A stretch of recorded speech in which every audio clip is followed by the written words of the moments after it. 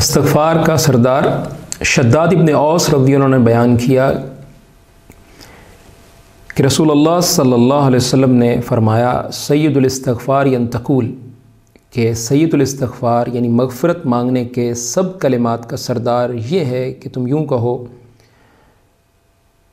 وہ الفاظ ابھی ہم ذکر کرتے ہیں، لیکن سب سے پہلے یہ بات بیان کریں گے کہ سید الاستغفار اس کو کیوں کہا گیا ان کلمات کو، اس لیے کہ یہ سب سے افضل اور سب سے مکمل اور سب سے اکمل کلمات ہیں۔ سردار وہ ہوتا ہے، یہ سید وہ ہوتا ہے جو دوسروں سے آگے ہو، جو دوسروں سے بڑھ کر ہو، تو یہ کلمات باقی سارے کلمات سے، باقی سارے الفاظ سے جو استغفار کے ہیں ان سب سے بڑھ کر ہے۔ الفاظ کیا ہیں؟ اللہم انت ربی لا الہ الا انت، اے اللہ تو میرا معبود ہے، تیرے سوا کوئی معبود نہیں۔ تو سب سے پہلے تو اس میں اللہ تعالیٰ کو پکارا گیا۔ دوسری بات یہ کہ اس میں توحید ربوبیت ہے، اللہ تعالیٰ کو رب سے پکارا گیا، رب کے الفاظ سے کہ اللہ تعالیٰ تو میرا رب ہے۔ پھر اللہ تعالیٰ کی الوہیت کا ذکر کیا گیا کہ تیرے علاوہ کوئی معبود نہیں ہے۔ اگلی بات خلقتنی وانا عبدک، کہ اللہ تو نے ہی مجھے پیدا کیا، تو اس بات کا اعتراف کہ میں کچھ نہیں تھا، مجھے پیدا کرنے والی ذات اللہ تعالیٰ کی ہے۔ پھر وانا عبدک، اور میں تیرا ہی بندہ ہوں۔ تو وما اللہ تعالیٰ نے پیدا کیوں کیا بندوں کو؟ وما خلقت الجن والانس الا لیعبدون، اللہ تعالیٰ نے تو اپنی عبادت ہی کی ذمہ داری کے لیے پیدا کیا۔ تو بہرحال یہاں یہ دعا کرنے والا ایک تو اس بات کا اعتراف کر رہا ہے کہ اللہ تعالیٰ میرا خالق ہے، اور دوسرا یہ کہہ رہا ہے کہ اللہ میں تیرا بندہ ہوں، تو یہ عاجزی کا اظہار بھی ہے۔ پھر وَأَنَا عَلَىٰ عَهْدِكَ وَوَعْدِكَ مَا اسْتَطَعْتُ، تو میں اپنی طاقت کے مطابق تجھ سے کیے ہوئے عہد اور وعدے پر قائم ہوں۔ عہد کیا تھا؟ کہ اللہ تو میرا رب ہے اور تو میرا معبود ہے، میں تیری عبادت کروں گا۔ تو وہ بندہ یہ کہہ رہا ہے کہ میں اپنے عہد پر قائم ہوں، یعنی تیری عبادت سے کے متعلق میں نے جو عہد کیا میں اس سے ہٹا نہیں، میں عبادت کر رہا ہوں، کمی کمزوری ساتھ ہے۔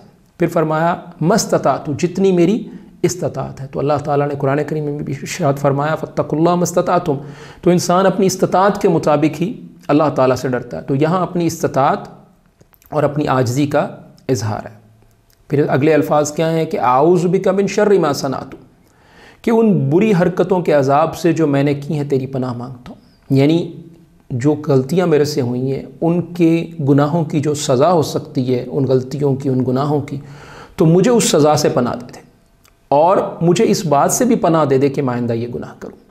ابوء لک بنعمتک علیہ، مجھ پر تیری جو نعمتیں ہیں میں اس کا اقرار کرتا ہوں کہ تو نے مجھے ہاتھ دیے، آنکھیں دیں، صحت دی، عافیت دی، کان دیے، زندگی کی دیگر نعمتوں سے مجھے نوازا۔ تو یہ تمام نعمتوں کا اعتراف بھی کر رہا ہے بندہ کہ اللہ تعالیٰ تیرے پہ تو نے مجھے بہت ساری نعمتیں دی ہیں اور میں تیری نعمتوں کا اعتراف بھی کر رہا ہوں، یعنی یہ اللہ تعالیٰ کی طرف شکر گزاری بھی ہے۔ اور پھر وہ شخص کہتا ہے کہ وہ ابوء لک بذنبی، اور میں اپنے گناہوں کا اگر تیری نعمتیں میرے پر ہیں تو میں اس کا اعتراف کرتا ہوں، شکر گزاری کرتا ہوں، اور اپنی کوتاہی کا بھی اعتراف کرتا ہوں کہ میں نے گناہ کیے ہیں۔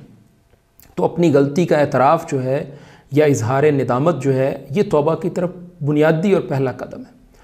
پھر اس دعا کے الفاظ میں آتا ہے فاغفر لی، کہ میری مغفرت کر دے، فإنہ لا یغفر الذنوب الا انت، یعنی اللہ تعالیٰ سے مغفرت طلب کرنا، اللہ تعالیٰ سے معافی طلب کرنا، اور پھر اس بات کا احساس کہ اللہ کے علاوہ کوئی گناہ اور معاف کر ہی نہیں سکتا، اللہ تعالیٰ کے ہی یہ لائق ہے کہ بندے اس سے اپنے گناہوں کی معافی طلب کرے۔ اور یہی اس ساری دعا کا کہ اہم ترین الفاظ ہیں کہ اللہ تعالیٰ مجھے معاف کر دے، اور تیرے علاوہ کوئی گناہوں کو معاف کرنے والا نہیں ہے۔ اور یہ اس آیت کے بھی مطابق ہیں قل یا عبادی الذین اسرفوا علی انفسہم لا تقنطوا من رحمت اللہ ان اللہ یغفر الذنوب جمیعا، اللہ تعالیٰ سارے گناہوں کو معاف کر دیں گے کہ میرے بندوں کو مایوس نہیں ہونا چاہیے۔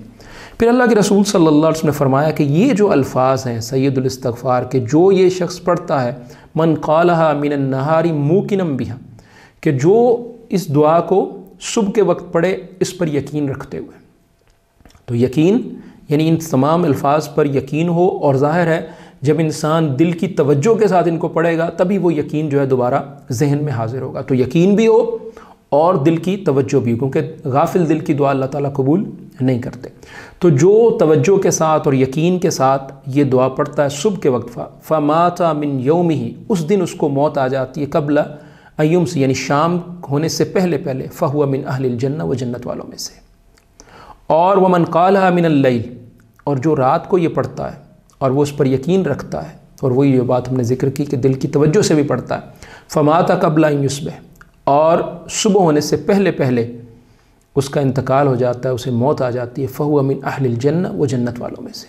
صحیح بخاری 6306۔